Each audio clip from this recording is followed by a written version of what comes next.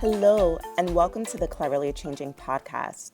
Our podcast is all about learning how to educate your kids. I'm one of the hosts, Elle, and this is episode 19. If you're a new listener, we are excited to have you join us. Let me tell you a little bit about myself. I am an entrepreneur, mom to twin girls, and this is our 6th year of homeschooling.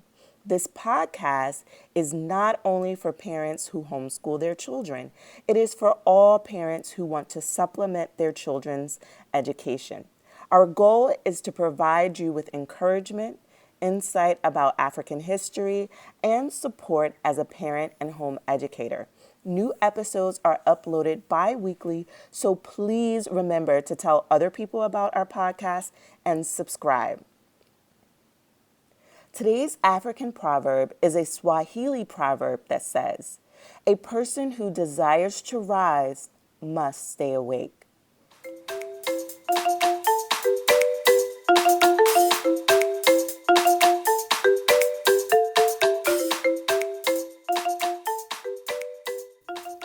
It's now time for the word of the episode. Dun, dun. Today's word of the episode comes from the country of Ghana, the language Chi. Akwaba. It means welcome.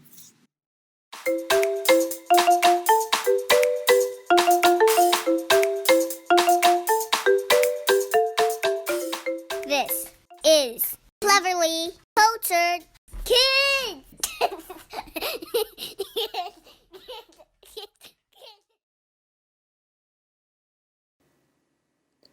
We've talked a little bit about college before, so today I want to ask you a few questions because you both told me that you were interested in going to college one day. So what grade are you currently in? 6. All right, so do you think you will want to go to college near home or in a different state? Probably near home. I kind of want to do it in a different state, but I don't know. So I went to college a long time ago. Do you have any questions for me about my college experience? How was it? So I liked college. I went to college in a different state from my family, and I went and I lived in the dorm, and I really liked it. I had a roommate, and I went to my classes. So overall, it was a good experience that I think you both would enjoy.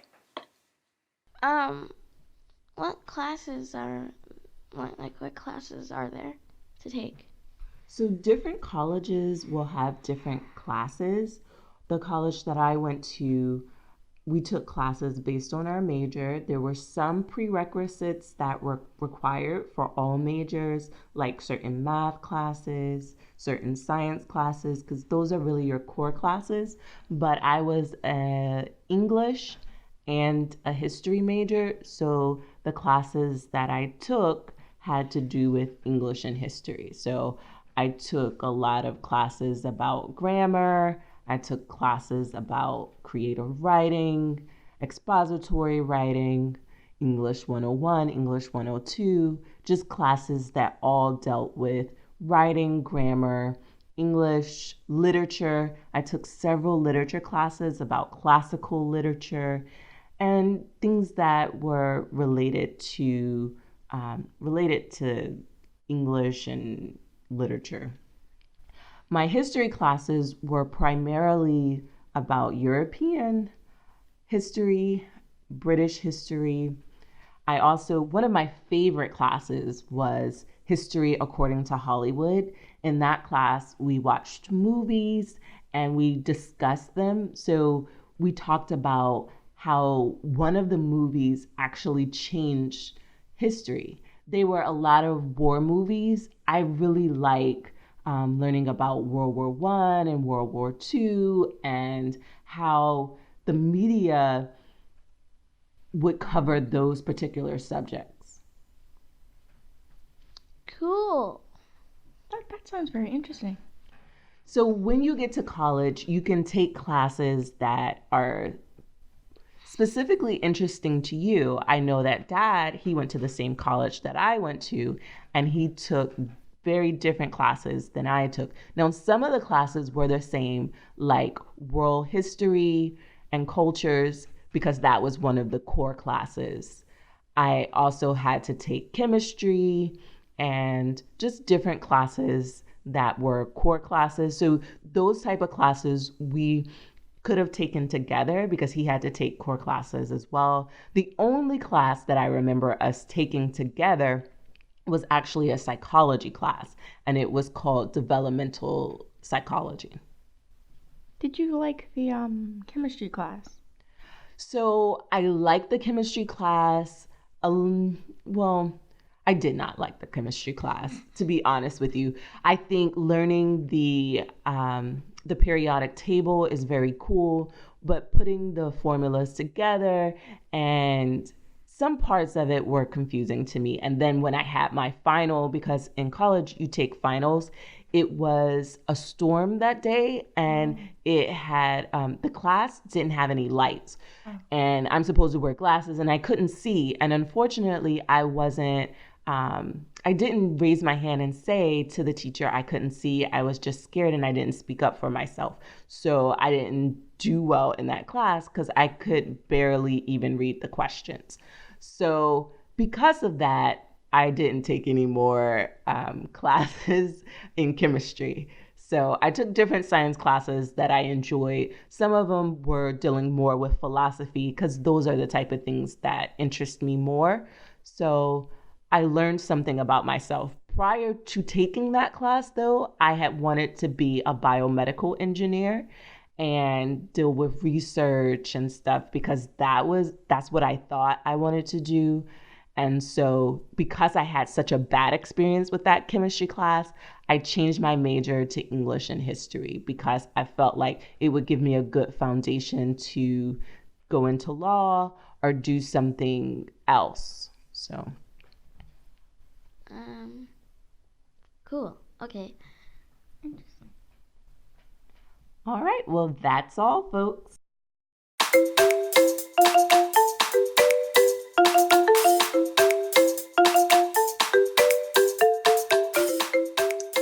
Welcome to the Grown Folks section of the Cleverly Changing podcast. I am your host, Elle. We have a co-host who is not on the podcast today, and that's Miriam. But today we have a guest with us, and our guest is Jewel Walwyn. And Jewel, I want you to introduce yourself because you bring a lot to the table, and I want people to kind of know a little bit about you and your background. Well, thank you for having me today. I'm really excited to be here. My name, as you said, is Jewel Walwyn. Not only am I a mom of two daughters who are 9 and 12, I have also been an educator as a college counselor for almost 20 years, which is so crazy to say. So I've seen kind of the whole change through the college application process. I've seen the rise in not just anxiety of families, but I've also seen how the process has started so much earlier to the point where a lot of the reasons why I decided to start homeschooling my daughters was because I'm thinking college readiness. Wow. So, you just mentioned that you're a college counselor and an educator, and that you're homeschooling your daughter. So, this is your first semester homeschooling. Can you kind of share with us what is different now that you're homeschooling your kids? What is different? Sure. So I think part of what would be helpful is to kind of share a quick background that sort of started this journey and search for homeschool. My daughters were at a private parochial school, and while it was very nurturing and supportive, I didn't know what I didn't know. And what I realized once my older daughter hit middle school was that there were a lot of gaps that were showing in her math.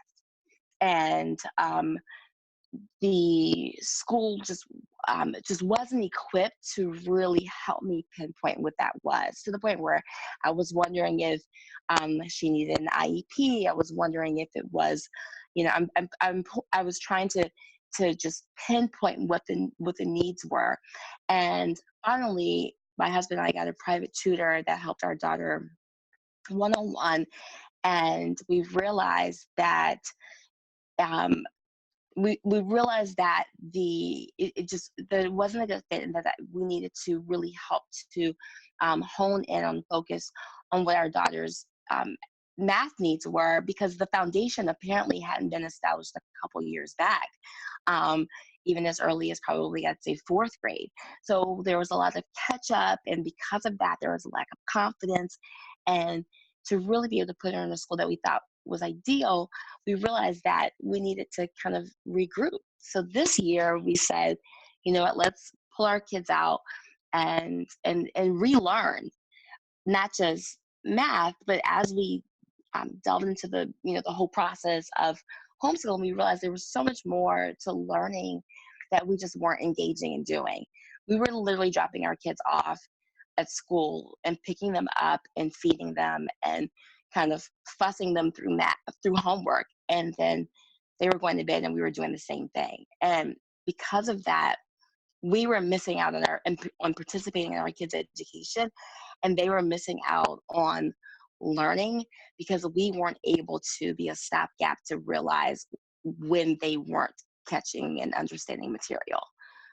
Um, so we started doing our homework last year and found that the best format for us was a tutorial program that helped us kind of merge homeschooling, support from other families, tutors to help to reinforce learning for them, so that I wasn't kind of just jumping, by myself into this world. And it's been absolutely amazing and wonderful. And I know that sounds super romantic, but and I don't mean it that way. I mean, we have days where I'm like, this is crazy, and we have papers all over the place. And what I thought was like a really cute corner, I've got a homeschool room that we never use because they're like at this table in the kitchen.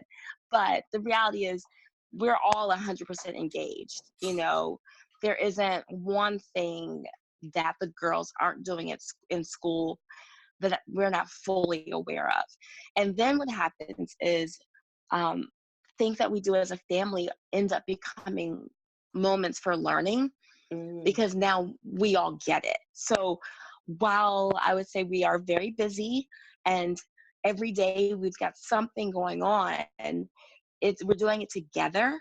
And then because I am a college counselor and I have students who are home after school, and that's when I have my meetings, I also don't feel like I'm neglecting, my kids, because I've spent all morning and early afternoon with them. So then in the afternoon, we all sort of get our pockets of time where I can still work. They can work alone or play. And I just feel like I'm just better able to have a grasp on everything in my life.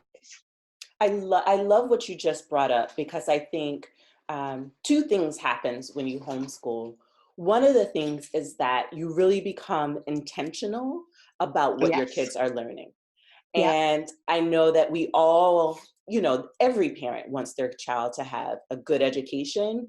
But when you homeschool, it's not only a good education is the expectation, but an education where everybody can be engaged, where, you're not looking for someone else to be the facilitator. You're able to kind of reinforce different lessons through everyday life. So the practical nature of learning begins to come into play. So it makes it kind of seamless. Like, homeschool kids aren't always sitting around like, when am I going to use this? Because you're able to adapt the lessons that they've been learning to everyday life. Would you say that that's been the case for you and your girls? Absolutely. So my husband is in real estate development, and they have a new construction right now. And my daughter takes an engineering class.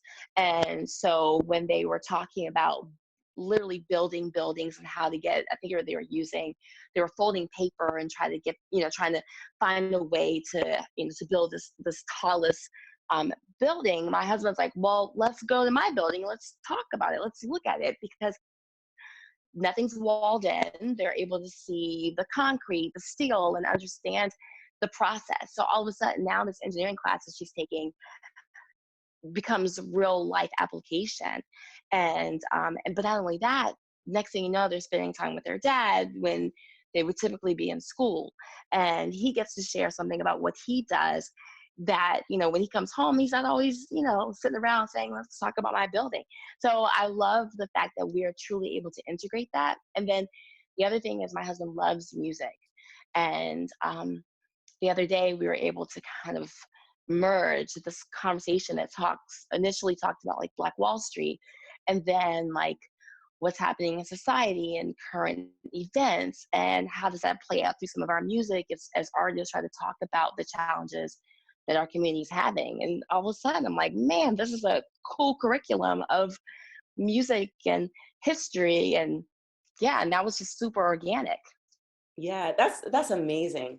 I love that your girls were able to, we talk about Montessori schools hands-on, and the fact that they're able to see those engineering concepts in play, like in real life, is invaluable. Not many kids get to see the foundation of a building. So that's amazing and awesome that they had that experience. What was can you kind of describe like the looks on their face, like maybe some questions they may have asked that, kind of piqued their interest?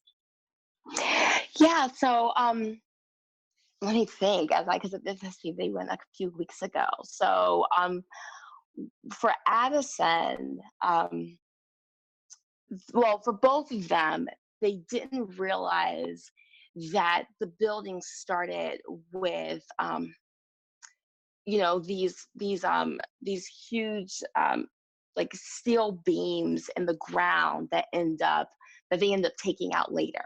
So now they can walk through and actually use lingo. And I would never say it because I would completely butcher it. But then they were trying to, what they were doing that it wasn't as technical, but they were really trying to get a feel for the layout in the space. And they were saying, wow, to create a grand entryway when you have just open wall space, it doesn't look so big. It kind of looks like the building sort of bled out into the community, into the neighborhood, because nothing's walled in. And so it didn't look as big to them. I think that was just observations about things that we take for granted when we see a building. We don't really get to connect and see it from the foundation. I don't know that I necessarily remember specific questions, but we have plans all over the house. And now if these, they used to just roll them up and put them away because they're like, man, we got to clean up. But now they'll look at a plan and say, is this the building you're working on? Is this the room we were in? And I think that's a really good layering of that, of saying like, okay, now not only have they taken a look at a building in progress, but now they've looked at architectural plans, which is a whole nother realm. And from there, we've been able to see maybe what sparks their interest. Right. My younger daughters are always interested in the money. Like, how much is this costing? Well, what's the material going to be made out of? And Addison's more interested, our older daughter is more interested in trying to figure out, well, how is this building going to serve the people that live in it? So she's very much engaged with, does this layout make sense for people? Well, who's going to live here? Is it a family oriented building? Is it more for single people? And so that's the kind of layering I think that's happened. Those are the kind of questions. So I don't know that they have an engineer mindset, but they definitely are interested in two very different things, which wouldn't have come out when we were just dropping them off at 8:30, late, by the way, on the way to school. Well, that in and of itself is very amazing. And I think you get to see another side of your kids when you're a part of that education process. Yes. So it's very commendable that, you saw a need, you changed your plans and were able to execute it. That is amazing. And I love for our listeners to understand that you two are both working parents who are still able to homeschool. Because I think one of the questions that I get most often is, can I homeschool and still work? And you are one of the people who are absolutely, working, doing your own business, and the dad is working. You're both still facilitating your kids' education. And I think what I like to say, I'm not necessarily a teacher for my kids, but I'm their guide. I help Yeah. them identify where to learn information. I'm not going to give them everything, because to me, that's not how education is. It's something that you give a little, you get a little, but you have to do the research. You have to find out, how do I seek out that information? And it sounds like you're creating those processes for your children, which is awesome. No, it's been, so I have to say that, so my husband actually, and I don't know if you know this, he was homeschooled. He was homeschooled for 2 years, one in elementary school and the other one of his high school years. And he hated it. So I was really like going up a hill with this, because he was opposed to it because of his own personal experiences. And I would say that one thing is the landscape of homeschooling has changed tremendously since he was homeschooled. Um, it was a book curriculum. I think it was a video. You put the video in, you sit there, you fill out the paperwork, and it could take you hours to do it. And he just spent all that time just staring in front of the TV, filling out papers. And his mom would mail it off, and the next set of papers and videos would come, and he was like, "This is horrific." And when we were talking about this, he was like, "I can't do that to my kids. Is there another way?" And it was just an absolute blessing how things unfolded. I would say that, as a working mom, as a mom who is social herself, as a mom who has social children, I needed a community.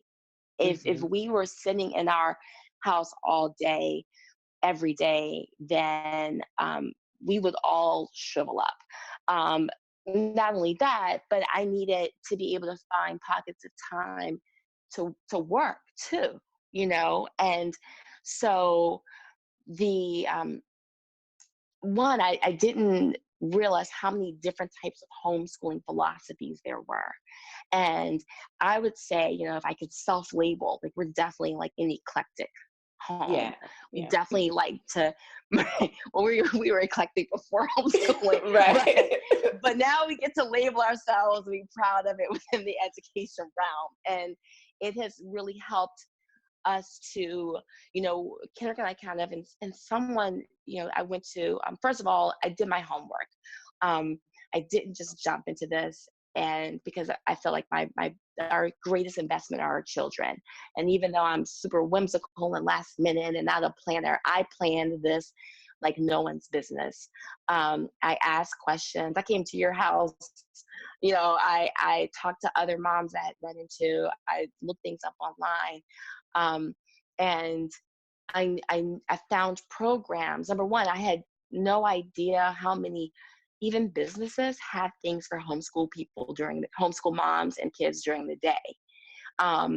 And because sometimes those aren't peak times for businesses, they'll give you like great discounts. So even finding a swim team smack dab in the middle of the day was at this gym, and it's because no one's using the gym. So they gave like all this discount on top of discount to make it work. And during that time, the kids are swimming for 2 hours. I'm able to plug in some time. Sometimes I'm not able to do something physically myself for the girls. I mean, they have probably about 50% of what they do takes place outside of the home. So I used to have someone come who I would pay to take the kids to things.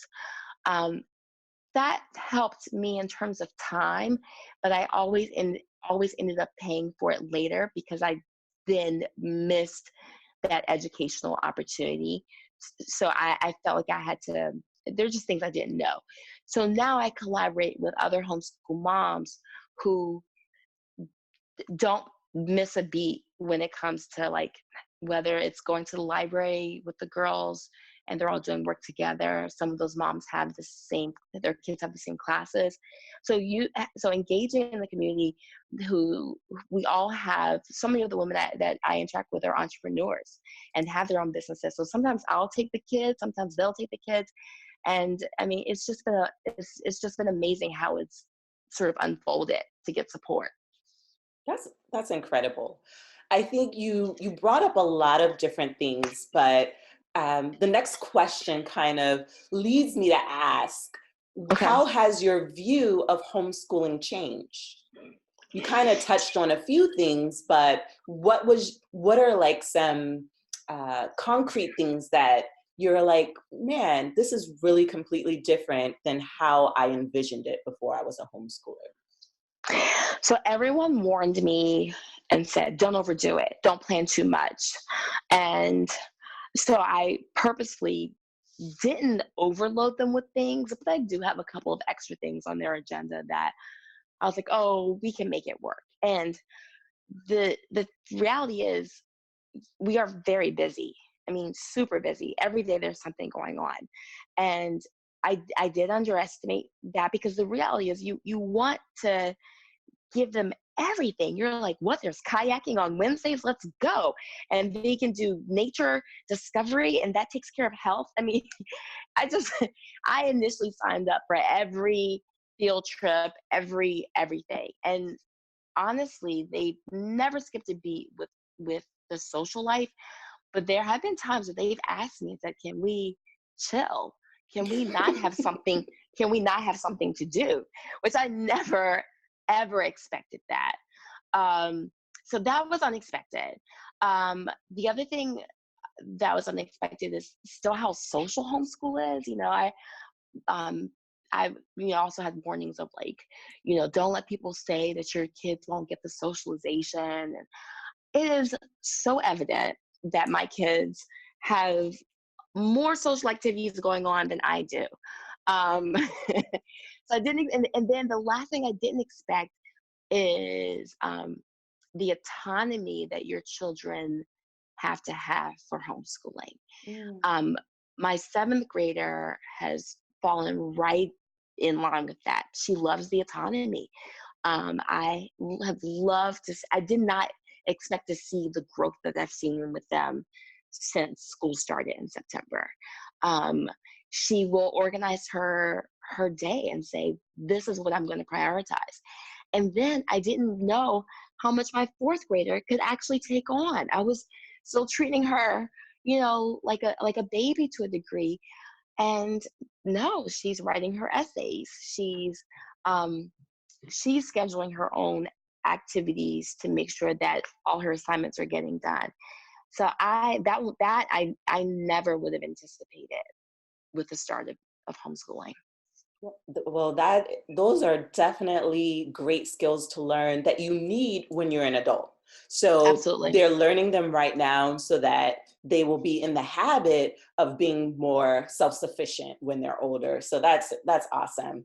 And I love that you brought up the socialization, because that is one of the largest critiques of homeschool. And it's like socialization, like most homeschoolers that I know are very social because their parents want them to be in a lot of different activities so that they are gaining a well-rounded education.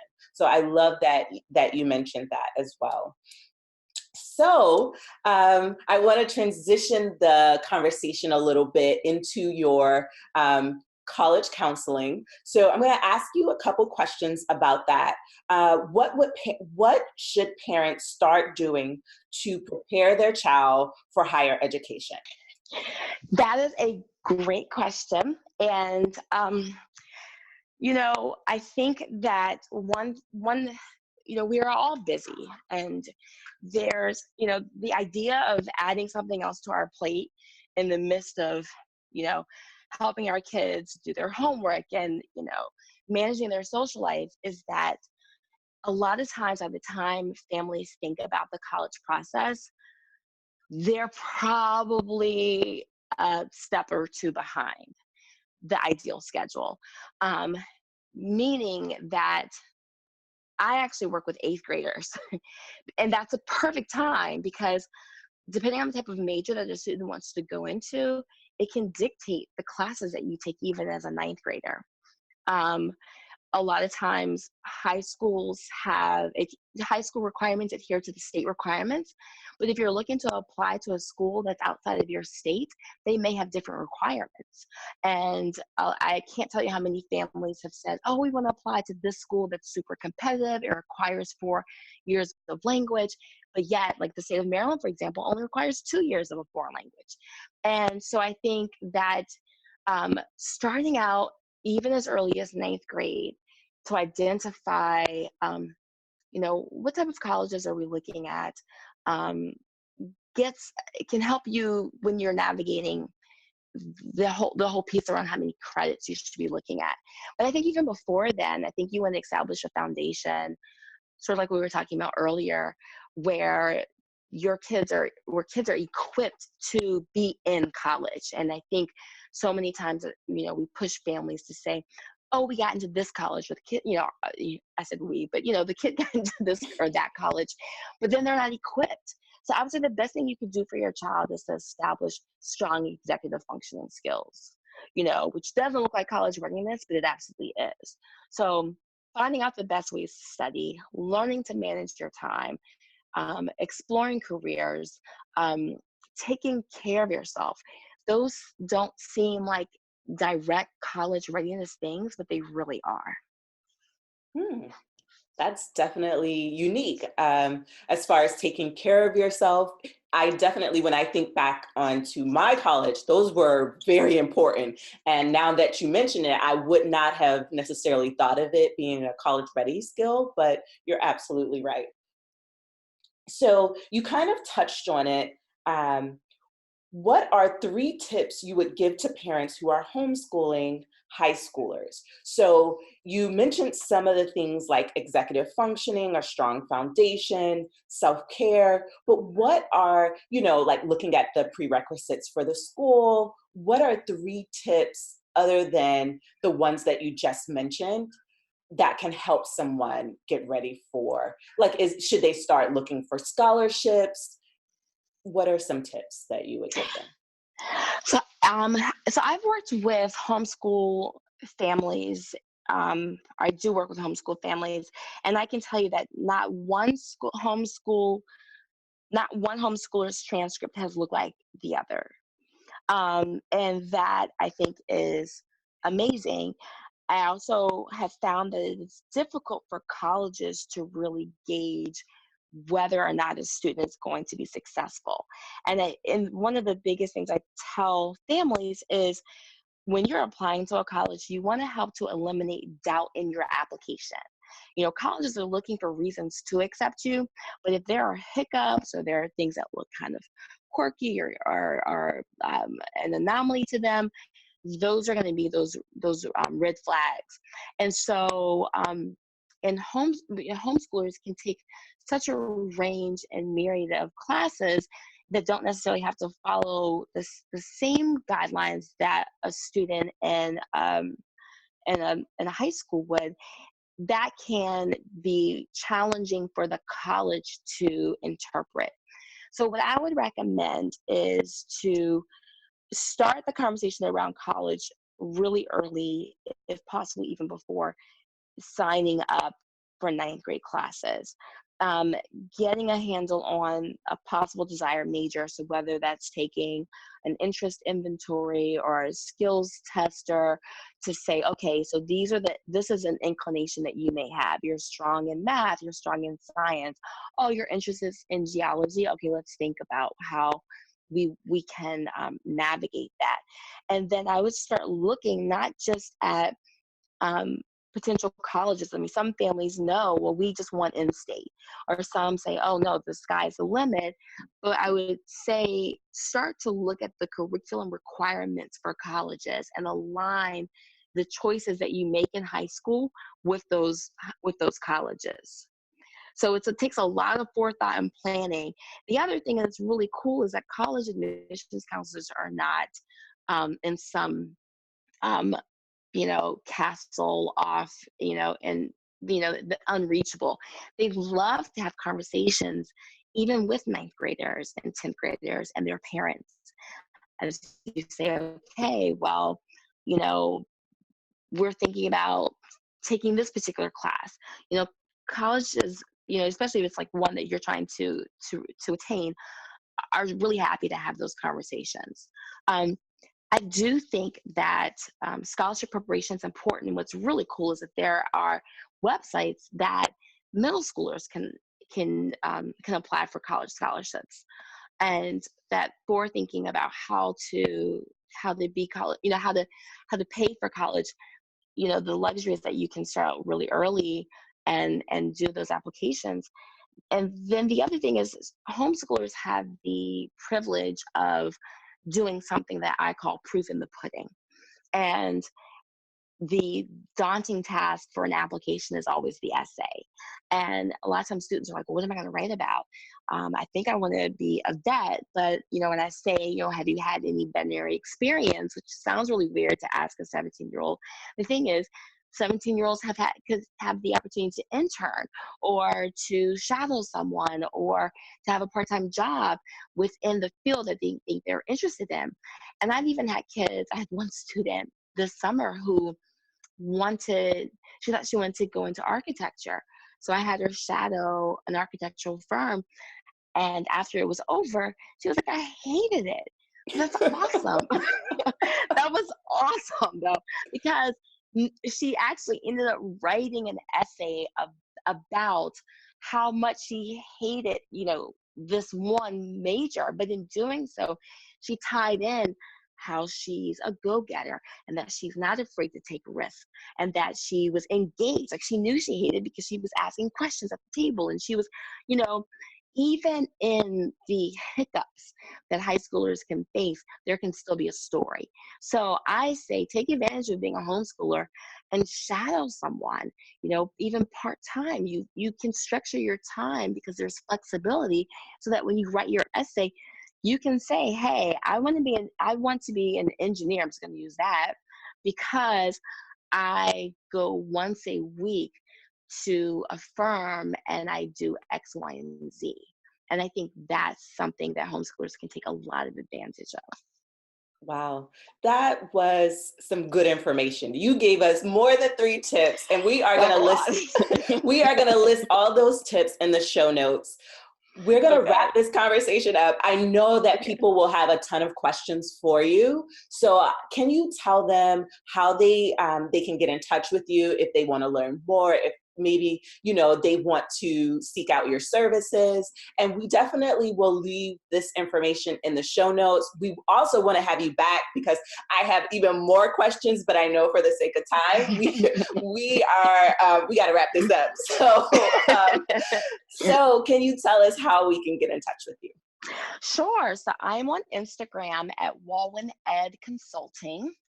And I also have my own website at walwyneducationalconsulting.com. That's super long, so I recommend choosing Instagram first. And I'm also Walwyn Ed Consulting on Facebook too. Okay. And remember, everybody, if you go to the show notes page, which will be bit.ly//CCS podcast 19. This will be podcast number 19. So it is bit.ly/CCS podcast 19. And you can view the show notes there. So thank you so much for the conversation. We learned so much. Thanks for having me. This was great. This was so much fun. Thanks for having me. Well, thank you.